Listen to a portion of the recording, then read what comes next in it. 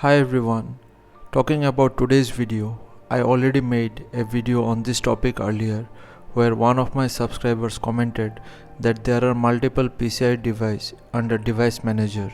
So in this video, I will show you how you can install the driver for both the PCI device. To get started, go to the properties of PCI device, then click on details. Now from this drop down, select hardware IDs. Select the first line, right click over it and click on copy.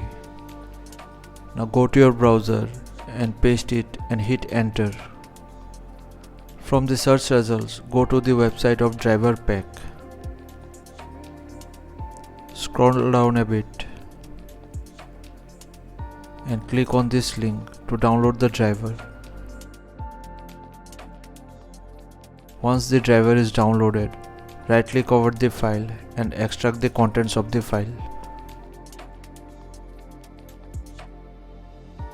Now open Device Manager.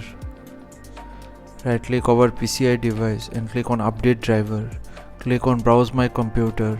Click on Browse from here and select the folder which you have extracted just now. Click on Next and that's it. The driver will get successfully installed. So repeat the same process to install the second PCI device as well.